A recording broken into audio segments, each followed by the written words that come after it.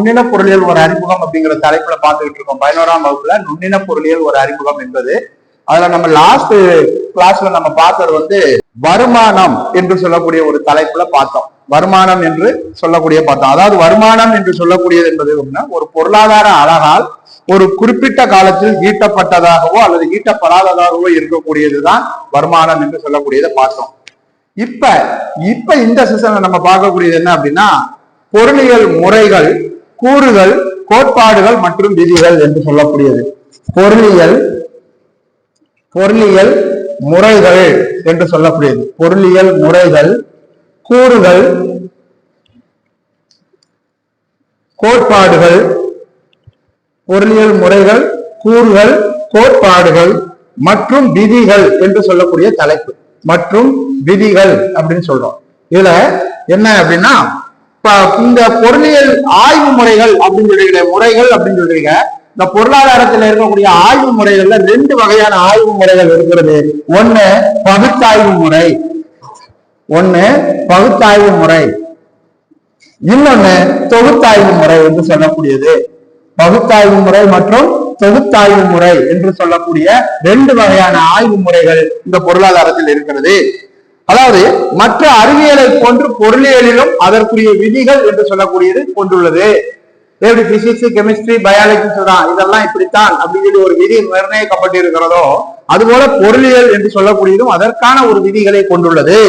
இந்த பொருளியல்ல என்னென்ன விதிகள் இருக்கிறது? நுகர்வு, உற்பத்தி. முதல்ல என்னது? நுகர்வு. 2வது உற்பத்தி. 3வது பரிமாற்றம். இந்த பரிமாற்றம் மற்றும் 4வது பகிர்வு என்று சொல்லக்கூடியது. 4வது பகிர்வு. இந்த 4 வகையான விதிகள் இந்த பொருளியலில் இருக்கிறது.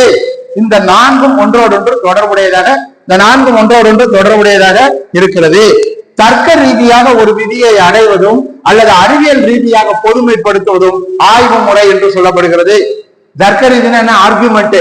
இது இப்படித்தான், இது இப்படி இல்லை அப்படின்னு சொல்லி ஆர்குமெண்ட் பண்றோம்ல, இந்த ஆர்குமெண்ட் பிரகாரம் நம்ம ஒரு விதியை அடைவதும் அல்லது அறிவியல் ரீதியாக ரிசர்ச் பண்ணி நம்ம இதை பொதுமைப்படுத்துவதும் இதுக்கு பேர் தான் ஆய்வு முறை என்று சொல்லப்படுகிறது. பொருளியலில் 2 வகையான ஆய்வு முறைகள் உள்ளன. ஒண்ணு பகுத்தாய்வு முறை, தொகுத்தாய்வு முறை. இந்த 2 வகையான ஆய்வு முறைகள் தான் இருக்கிறது. பகுத்தாய்வு முறை அப்படின்னு சொல்லும் பொழுது இந்த முறையை பகுத்தறியும் முறை என்றும் கருத்தியலான முறை என்றும் கூறப்படுவது உண்டு. பகுத்தாய்வு முறை என்பது முழுமையான தொகுதியை பற்றியும் கருத்தின் அடிப்படையில் அதன் தனி அளவு ஒன்றினை பற்றியும் கருத்து கூறுவதாகும். அதாவது உதாரணமாக முழுமையான தொகுதி, உதாரணமா ஒரு கார் உற்பத்தி பண்ற கம்பெனி இருக்குது, ஒரு காரை உற்பத்தி பண்ணிருக்காங்க. அது முழுமையான ஒரு தொகுதி பற்றிய கருத்தின் அடிப்படையில் அதன் தனி அளவு ஒன்றை பற்றிய கருத்து கூறுவதாகும். உதாரணமாக இந்த கார்ல இந்த சேஸ், அதாவது இந்த ஸ்டியரிங் ரொம்ப நல்லா இருக்குது, கார்ல இந்த கியர் பாக்ஸ் நல்லா இருக்குது, கார்ல முன்னாடி இருக்கக்கூடிய இந்த டேஷ்போர்ட் நல்லா இருக்குது. இப்படி ஏதாவது ஒரு விஷயத்தை பற்றி நாம் கருத்து கூறுவது, ஒன்றினை பற்றி கருத்து கூறுவதாகும். புகழ்பெற்ற தொன்மை மற்றும் புதிய தொன்மை பொருளியல் அறிஞர்களான ரிகார்டோ, அதாவது அவர் முழு பேர் டேவிட் ரிகார்டோ என்று சொல்லக்கூடியவர். டேவிட் ரிகார்டோ என்று சொல்லக்கூடியவர். இவங்கெல்லாம் தொன்மை பொருளாதார வல்லுநர்கள் என்று சொல்லக்கூடியவர்கள். அதாவது David Ricardo, senior JS mill என்று சொல்லக்கூடியவர்கள். ஜேஎஸ் மில் என்று சொல்லக்கூடியவர். அடுத்தது ராபர்ட் மால்பஸ் என்று சொல்லக்கூடியவர். அதுக்கடுத்து ஆல்பர்ட் மார்சல் என்று சொல்லக்கூடியவர்.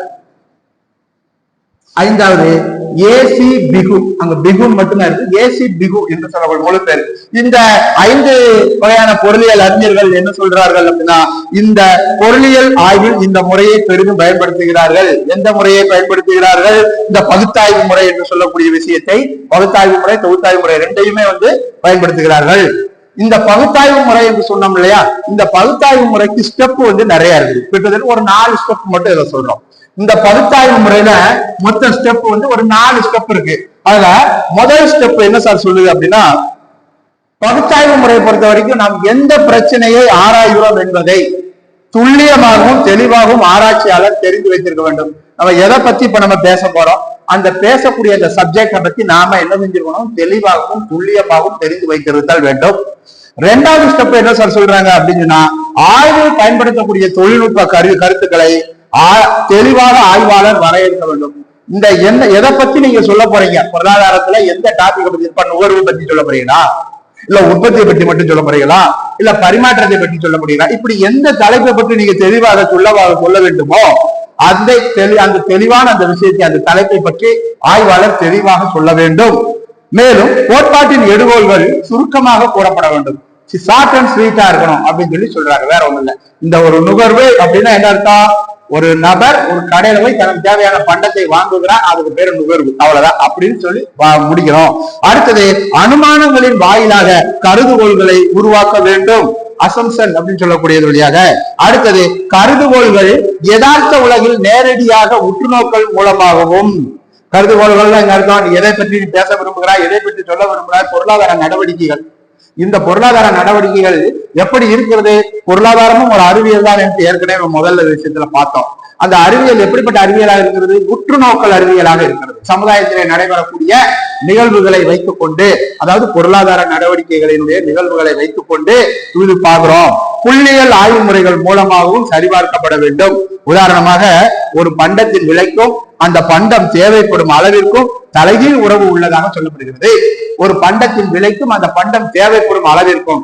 இதுல பொருளாதார வல்லுநர்கள் என்ன சொல்லியிருக்கிறாங்க அப்படின்னா, ஒரு பண்டத்தின் விலை தொடர்ந்து அதிகரித்துக் கொண்டே போய் கொண்டிருந்தால் மக்களுடைய தேவை என்று சொல்லக்கூடியது குறையும்.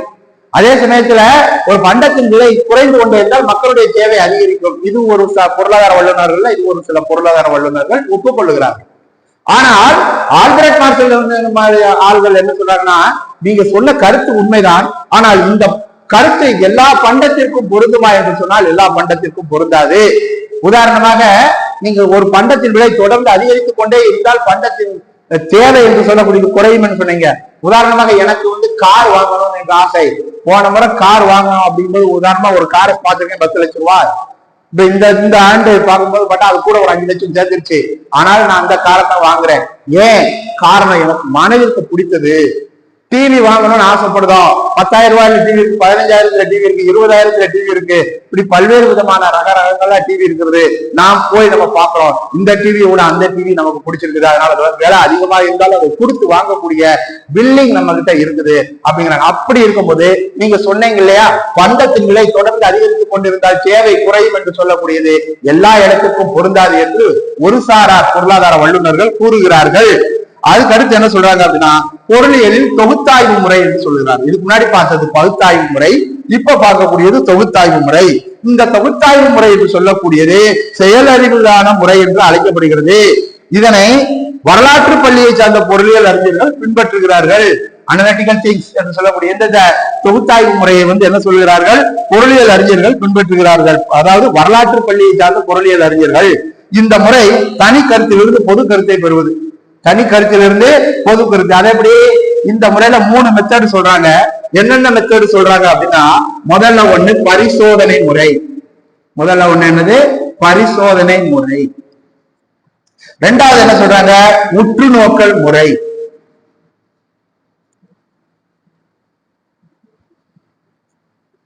மூணாவது சொல்றது புள்ளியியல் முறை. புள்ளியியல் முறை. இப்படி 3 வகையான மெத்தட சொல்றாங்க. பரிசோதனை முறை, உற்றுநோக்கல் முறை, புள்ளியியல் முறை.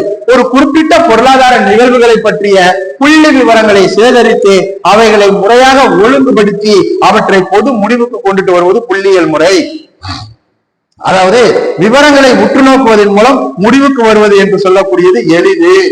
ஒரு விவரத்தை உற்று நோக்கி அதன் மூலம் ஒரு முடிவுக்கு நாம கொண்டு வருவோம் அப்படின்னு சொல்றோமே, இது மிக எளிமையானது. விவரங்களை பொதுமைப்படுத்தி கருதுகோள்கள் என்று சொல்லக்கூடியது உருவாக்கப்படுகிறது.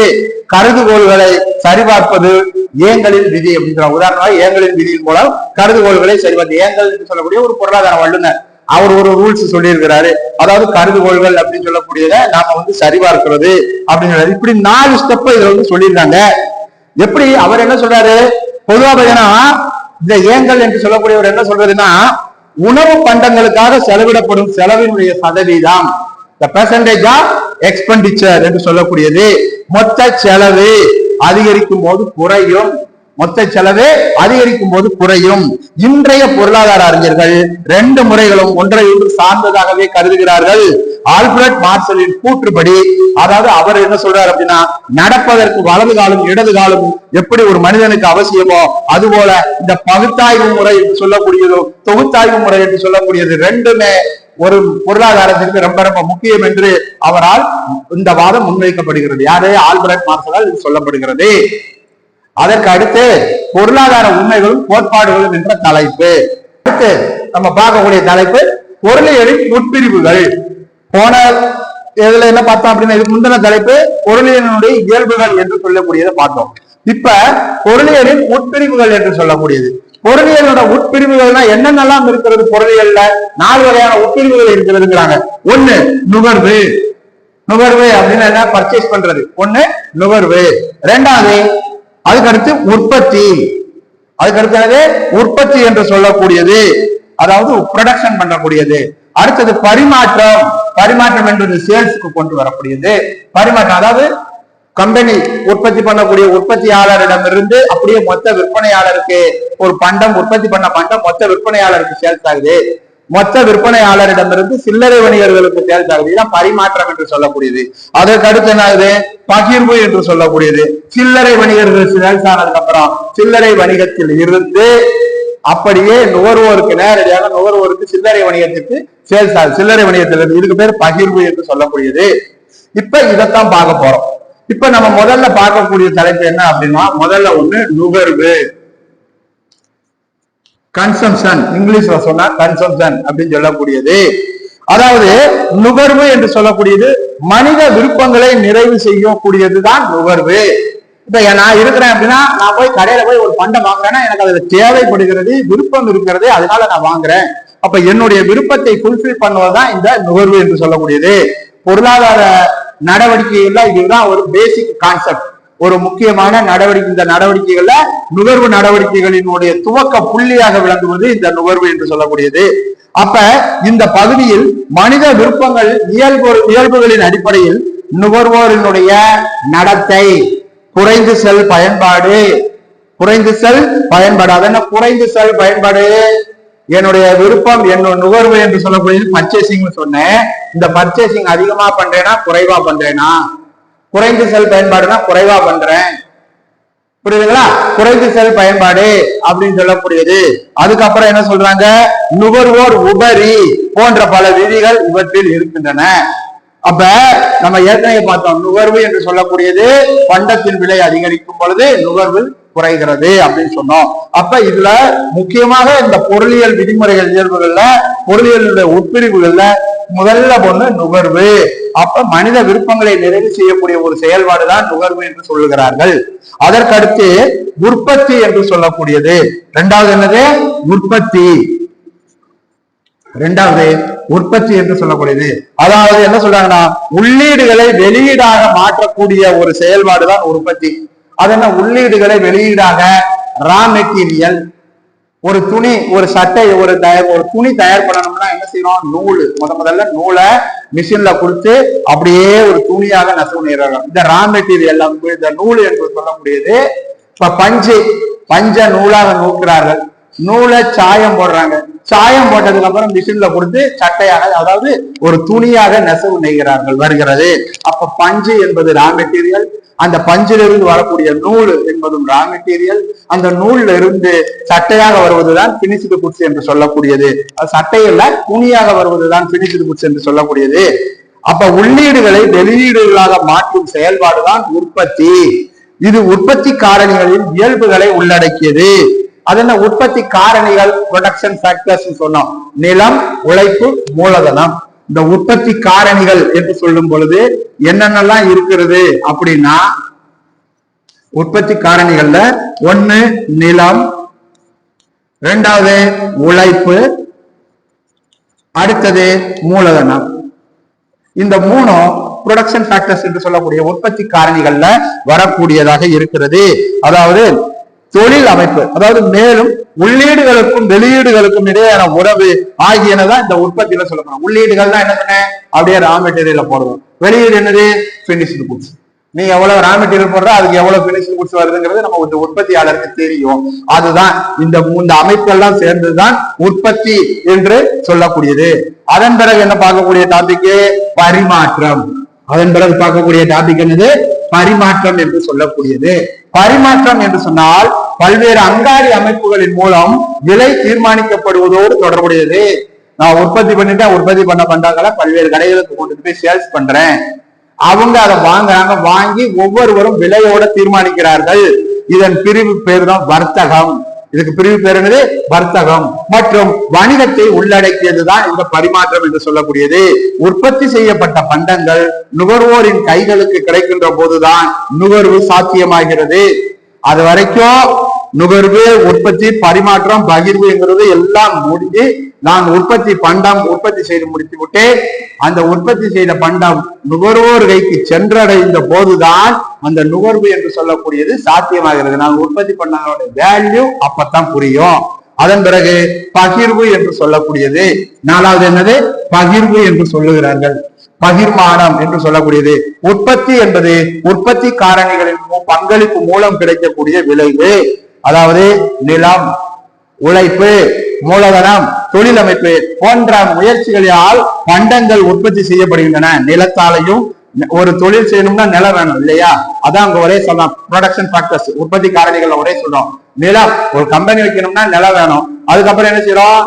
கம்பெனி வச்சாச்சு, ஆள்கள் வேணும், லேபர்ஸ் வேணும். அதை வச்சு அவங்கள வச்சு என்ன செய்யணும்? உழைக்கணும். அதுக்கப்புறம் என்ன சொல்றோம்? மூலதனம். எந்த பண்டம் உற்பத்தி பண்றோமோ அந்த பண்டத்திற்கு தேவையான மூலதன பொருள்கள் வேணும். அதன் பிறகு தொழில் அமைப்பு, எப்படி செய்ய போறோம்? மிஷின் மூலமா செய்ய போறோமா, கை மூலமாக செய்ய போறோமா, ஹேண்ட்மேடா இருக்குதா எப்படிங்கிறத பத்தி சொல்லக்கூடியது. உற்பத்தி செய்யப்பட்ட செல்வங்கள் உற்பத்தி காரணிகளுக்கு பகிர்ந்தளிக்கப்படுகின்றன. இந்த பிரிவில் உற்பத்தி காரணிகளுக்கு வழங்கப்படும் ஊதியம், பொருளாதாரத்துல வாரம், கூலி, வட்டி 3 பிரிவா பிரிப்பாங்க. ஊதியம் என்று சொல்லக்கூடியது வாரம், கூலி, வட்டி என்று சொல்ல. கூலிங்கிறது ஜனஜன அன்னன்னைக்கு வேலை பார்த்து உடனே கொடுக்கக்கூடியது. வாரம் என்பது வார சம்பளத்தில் போட்டக்கூடியது. இந்த மாதிரியானது. அப்ப வட்டி மற்றும் லாபம் என்று சொல்லக்கூடியது சேர்ப்பாங்க.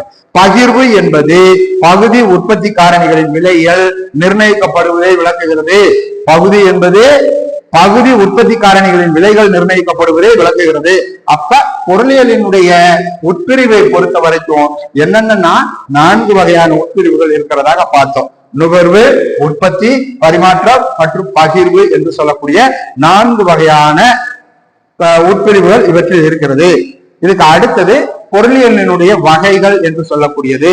அந்த பொருளியல் வகைகள் தான் நுண்ணின பொருளியல், பேரியல் பொருளியல் என்று சொல்லக்கூடியது. அதாவது micro economics, macro economics English சொல்றோம். இது what is the difference between the micro economics and macro economics கேள்வி கேட்பாங்க. அதாவது நுண்ணின பொருளியலுக்கும் பேரின பொருளியலுக்கும் உள்ள வேறுபாடு என்ன என்பது பரீட்சையில கேட்கக்கூடிய கேள்விகள், பெரிய கேள்வியில கேட்கக்கூடிய கேள்விகளாக வரும். இதை அதுக்கு அடுத்ததுல பார்ப்போம். அடுத்த தலைப்பு பொருளாதார உண்மைகளும் கோட்பாடுகளும் என்று சொல்லக்கூடிய தலைப்பு. இந்த பொருளாதார உண்மைகளும் கோட்பாடுகளும் அப்படின்னு சொன்னா என்ன அப்படின்னு சொன்னா, இந்த பொருளாதார அறிஞர்கள் ஆய்வு முறைகளை பயன்படுத்தி உண்மைகளை உற்று நோக்குகின்றனர் அப்படின்னு சொல்றாங்க. பொருளாதார அறிஞர்கள் ஆய்வு முறையை பயன்படுத்தி உண்மைகளை உற்று நோக்குகின்றார்கள். எப்படி? எடுத்துக்காட்டாக பண்டத்தின் விலை, ஃபார் எக்ஸாம்பிள் என்ன சொல்றேன்னா, பண்டத்தின் விலையில் ஏற்படக்கூடிய மாற்றத்தால் பண்டத்தின் தேவை அளவில் ஏற்படும் மாற்றம். பண்டத்தின் விலையில் எப்படி மாற்றம் ஏற்படுகிறதோ அதுபோல தேவையினுடைய பண்டத்தினுடைய தேவையிலும் மாற்றம் ஏற்படுகிறது என்று ஆராய்கிறார்கள். அப்ப இதன் மூலம் 2 மாற்றங்களும் தலைகீழ் தொடர்புடையவை என்பதை உணர்கிறார்கள். எப்படி? விலை அதிகரிக்கும் போது பண்டத்தின் தேவை அளவு குறைகிறது, விலை அதிகரிக்கும் போது பண்டத்தின் தேவை அளவு குறைகிறது, விலை குறையும் போது பண்டத்தின் தேவையினுடைய அளவு அதிகரிக்கிறது. இவ்வாறு தேவை கோட்பாடு வடிவமைக்கப்பட்டுள்ளது. பிறகு பின்னர் மற்ற பல கூறுகளை பல காலங்களில் பல அடிப்படை இடங்களில் ஆராய்ந்த பிறகு உருவாகக்கூடிய கோட்பாடு தான். உதாரணமாக விதியா, அதாவது இதைத்தான் இது பல்வேறு காலகட்டங்களில் பல்வேறு பொருளாதார வல்லுநர்கள் பல்வேறு விதமான ஆராய்வுகளை நிகழ்வுகளை நடத்திய பிறகு உருவாகக்கூடிய இந்த கோட்பாடானது விதியாக உயர்வு பெற்று உலகளாவிய விதி என்று இது ஏற்றுக்கொள்ளப்படுகிறது. இதுதான் பொருளாதாரத்தில் இருக்கக்கூடிய உண்மைகள் மற்றும் கோட்பாடுகள் என்று சொல்லக்கூடியது. பண்டத்தின் விலை தொடர்ந்து அதிகரித்துக் கொண்டிருக்கும் போது பண்டத்தின் தேவை, நுகர்வோருக்கு பண்டத்தின் தேவை குறைகிறது. பண்டத்தின் விலை குறைந்து கொண்டே இருக்கும் பொழுது பண்டத்தினுடைய தேவை என்று சொல்லக்கூடியது அதிகரிக்கிறது என்றது பொருளாதார வல்லுநர்கள் தன்னுடைய ஆய்வில் கூறப்பட்ட உண்மையான ஒரு கருத்து. பொருளியல் விதிகள் அப்படின்னு சொல்றோம். அடுத்த தலைப்புல பொருளியல் விதிகளின் இயல்புகள் அப்படின்னு சொல்றாங்க. பொருளியல் விதிகளின் இயல்புகள், பொருளியல் விதிகளின் இயல்புகள் என்று சொல்லக்கூடியது. பொருளியல் விதிகளின் இயல்புகள் அப்படின்னு சொல்லும் பொழுது ஒரு விதி எனப்படுவது, அதாவது ஒரு விதி எனப்படுவது இருவேறு அல்லது அதற்கு மேலான காரணிகளுக்கு இடையேயான காரண காரிய தொடர்பினை விளக்குவதாகும். ஆல்ஃபிரட் மார்ஷல் பொருளியல் விதிகளை போக்குறை கூற்றுகள் என்கிறார். ஸ்டேட்மெண்ட் ஆஃப் டெண்டன்சிஸ் என்று சொல்லக்கூடியது போக்குறை கூற்றுகள் என்று கூறுகிறார். பண நிலையால் அளவிடத்தக்க நடவடிக்கைகளின் உந்துதலை விவரிக்கும் சமூக விதிகள் என்று அவர் கூறுகிறார். பணத்தினுடைய விலையால் அளவிடத்தக்க நடவடிக்கைகளின் உந்துதலை விவரிக்கும் அப்படின்னா என்ன அர்த்தம்? ஏற்கனவே பணத்தினுடைய ஒரு பண்டத்தினுடைய விலையை பொறுத்துதான் நுகர்வோருடைய நடவடிக்கையே இருக்கும் அப்படின்னு சொல்கிறார்கள். இயற்கை அறிவியலில் ஒரு குறிப்பிட்ட காரணத்தை பின்பற்றி உறுதியான விளைவு எதிர்பார்க்கப்படுகிறது. இயற்கை அறிவியல் பொறுத்த வரைக்கும் ஒரு குறிப்பிட்ட ஒரு விஷயத்தை மட்டும் அதையே ஃபாலோ பண்ணிட்டே வருவாங்க. உறுதியான விளைவு என்று சொல்லக்கூடியது இவற்றில் எதிர்பார்க்கப்படுகிறது. பொருளியல் விதிகள், காரணம், விளைவு இவற்றுக்கிடையே உள்ள தொடர்பு ஒன்றோடு ஒன்று இருக்கக்கூடியது. இங்கு புள்ளி விவரங்களின் மூலம் கணிக்கப்படுகின்ற விளைவுகள் அவசியமானதாகவும் தவிர்க்க முடியாததாகவும் இருக்கிறது. இருந்தாலும் பொருளியல் விதிகள் என்று சொல்லக்கூடியது, அதாவது இந்த பொருளியலுக்கு என்று சில விதிகள் சொன்னோம்லே, அந்த விதிகள் என்று சொல்லக்கூடியது இயல் அறிவியல்களை போன்று துல்லியமானவையா என்றால் அது இல்லை. புவியீர்ப்பு விசையின் துல்லிய தன்மையோடு ஒப்பிடும்போது பொருளியல் அறிவியல் என்பது துல்லிய தன்மை கிடையாது. அப்ப இயல் அறிவியலாளர்கள் அறிவியல் தன்மைகளை ஆய்வு கூடத்தில் கருவிகளின் துணை கொண்டு திரும்ப திரும்ப திரும்ப அதை ஆராய்ச்சி பண்ணி அதை துல்லியமாக கணிக்கிறார்கள். ஆனால் பொருளியல் அறிஞர்கள் ஆய்வு கூடத்திற்கு சென்று அதை ஆய்வு செய்வதல்ல, இங்க சமுதாயத்தில் நடைபெறக்கூடிய நிகழ்வுகளை வைத்துக் கொண்டு அதை நடைபெறக்கூடிய சமுதாயத்துல மக்களினுடைய நடவடிக்கைகளை வைத்துக் கொண்டு பொருளாதார விதிகளை நியமிக்கிறார்கள் என்று சொல்லப்படுகிறது. மனிதர்களினுடைய நடத்தைகளை கொண்டு எதிர்பார்க்கப்படக்கூடிய கணிப்பு தவறானதாகவும் அமையும். மனிதர்களினுடைய எதிர்பார்ப்பு நடத்தை, அவருடைய ஆக்டிவிட்டிஸ், அதை கொண்டு நாம எதிர்பார்க்கக்கூடிய இந்த கணிப்புங்கிறது அக்யூரேட்டா இருக்காது, தவறாகவும் வருவதற்கு வாய்ப்பு இருக்கிறது என்று சொல்கிறார்கள். பொருளியல் அறிவியலில் மாற்றங்களை கொண்டு வர முடியுமா என்றால் மாற்றங்களை கொண்டு வர முடியாது. தேவை விதிக்கும் பல விதி விலக்குகள் இருக்கின்றன என்று பொருளாதார விதிகள் மீறல்கள் முடியாதவையாக இருக்கின்றது. ஆல்ஃபிரட் மார்ஷல் பொருளியல் விதிகளை எப்போதும் ஒரே மாதிரியாக இருப்பதாக கணிக்க முடியாது. எனவே பொருளியல் விதிகளை அலைகளின் விதிகளோடு ஒப்பிடலாம் என்கிறார்.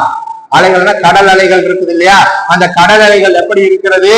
காற்று அதிகமாக வீசும் பொழுது உயர்ந்த அலைகளாக வருகிறது, காற்று குறைவாக வீசும் பொழுது அலைகள் தாழ்வாக வருகிறது என்று சொல்கிறார்கள். அது மாதிரி ஒப்பிட வேண்டும் என்கிறார். குறைவான காற்றழுத்தம் கொண்ட அலைக்கு பின்னர் அதிகமான காற்றழுத்தம் கொண்ட உயர் அலைகள் வரும் என்பதை எப்படி உறுதியாக கூற முடியுமா? கூற முடியாது. இப்ப காற்று அடிக்குது, மெதுவா காற்று அடிக்குது, அதனால அலை வந்து மெதுவா வருது. இப்ப மெதுவான அலை வந்துருச்சு, நீ அடுத்து வரக்கூடிய அலை பெருசா தான் வருங்கிறது கரெக்டா சொல்ல முடியுமா என்றால் அது கரெக்டா சரியாக சொல்ல முடியாது. அது போல பொருளியல் விதிகளை உறுதியிட்டு சொல்ல முடியுமா என்றால் சொல்ல முடியாது என்கிறார் ஆல்ஃபிரட் மார்ஷல். ஏனெனில் மனிதனுடைய நடத்தைகள் எளிதில் மாறக்கூடியவையாக இருக்கின்றன. மனிதனுடைய நடத்தைகள் எளிதில் மாறக்கூடியவையாக இருக்கின்றன. உதாரணமாக, மற்றவை மாறாதிருக்கும் பொழுது ஒரு பண்டத்தில் விலை குறைந்தால் அந்த பண்டத்தின் தேவை அதிகரிக்கும். மற்றவை மாறாதிருக்கும் என்றால் என்ன? உதாரணமாக ஒருவர் ஒரு சம்பளம் ஒரு குறிப்பிட்ட தொகை சேலரியாக வாங்கி கொண்டே வருகிறார், அதில் எந்த விதமான மாற்றமும் இல்லாத பொழுது அந்த பண்டத்தினுடைய தேவை என்று சொல்லக்கூடியது, அதாவது விலை, ஒரு பண்டத்தோட விலை குறைஞ்சு விடுச்சுன்னா பண்டத்தின் தேவை என்று சொல்லக்கூடியது அதிகரிக்கும். அதற்கு மாறாக விலை அதிகரித்து கொண்டே இருந்தால் அந்த பண்டத்தின் விலை அதிகரிக்க இந்த நுகர்வோருடைய தேவை என்று சொல்லக்கூடியது குறைகிறது. இதுதான் தேவை விதி எடுத்துரைக்கிறது. இதுதான் தேவை விதி என்று சொல்லக்கூடியது the law of demand, இங்கிலீஷ்ல சொல்லும் போது the law of demand என்று சொல்லக்கூடியது எடுத்துரைக்கிறது. மற்றவை மாறாமல் இருக்க எனும் அனுமானத்தை பயன்படுத்துவதால் பொருளாதார விதிகள் கருதுகோள்களாக மாறுகின்றன. இருப்பினும் இயல் அறிவியலில் ஒரு கற்பனை கூறுகளை விட பொருளியலில் உள்ள கற்பனை கூறுகள் குறைவானவை. இயல் அறிவியல்னா என்ன சொன்னோம், பிசிக்ஸ், கெமிஸ்ட்ரி, பயாலஜி இதெல்லாம் சொன்னோம் இல்லையா. இந்த இதுல இருக்கக்கூடிய சில கற்பனை கூறுகளை விட பொருளாதாரத்திலே இருக்கக்கூடிய கற்பனை கூறுகள் என்று சொல்லக்கூடியது குறைவாக இருக்கக்கூடியது. பணத்தை அளவுகோலாக பயன்படுத்துவதால் பொருளியலில் விதிகள் சரியானவையாகவும் சுருக்கமானவையாகவும் பிற சமூக அறிவியல்களை விட துல்லியமானவையாகவும் உள்ளன. இருந்தாலும் அளவுகோலான பணத்தினுடைய அளவுகோலாக மதிப்பே நிலையாக இல்லாத காரணத்தால் பொருளாதார விதிகளை எப்போதும் அனுமானங்கள் தான் சூழ்ந்து கொண்டு இருக்கின்றன. ஆகையினால பொருளாதார விதிகள் உலகறிந்த உண்மைகளாக உள்ளன. அதாவது சேமிப்பு வருமானத்தை சார்ந்துள்ளது. இப்ப நான் சேமிக்கிறேன் அப்படின்னா என் வருமானம் எப்படி இருக்கிறது, அந்த வருமானத்தை பொறுத்துதான் என்னுடைய சேமிப்பு என்பதற்கு உதாரணமாக 10,000 ரூபாய் சம்பாதித்துக் கொண்டு இருக்கிறேன் அப்படின்னு சொல்லும் பொழுது சேமிக்கிறது ரொம்ப சிரமம். 25,000 சேமிக்கிற வருமானம் வந்து கொண்டிருக்கும் பொழுது சேமிப்பு என்பது ஒரு 1000 இருக்கிறது. மாதம் 50,000 1 லட்சம் ரூபாய் சம்பாதிக்கும் போது என்னுடைய சேமிப்பு என்று சொல்லக்கூடியது கொஞ்சம் உயர்கிறது. மற்றொரு உலகறிந்த உண்மை, மனித விருப்பங்கள் எண்ணற்றவை. இதையும் கவனிக்கணும். சேமிக்கிறோம் சொன்னோம், 1 லட்சம் வரும்போது சேமிக்கிறேன், 1.5 லட்சம் வரும்போது சேமிக்கிறேன், இப்படிலாம் சொல்லி கொண்டு வரும்பொழுது என்னுடைய விருப்பம் என்று சொல்லக்கூடிய அந்த இடத்துல எண்ணற்றவை, அதையும் மனதில் வைத்துக் கொண்டுதான் சேமிப்புங்கிறதையும் கவனத்தில் கொள்ள வேண்டும் என்று சொல்லுகிறார்கள்.